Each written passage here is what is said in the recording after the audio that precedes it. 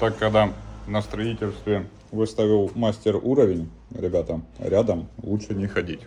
Потому что если кто-то собьет, может отхватить пизделей. Так работает это везде, в принципе. Мы находимся в Аликанте, Испания. Уже разводим в отеле полностью вентиляцию. Шпаклюются стены. Разводка кондиционеров. Идет всего-всего. Плитка ждет тоже своей очереди. Это будет отель на 6 номеров. Вот столько привезли.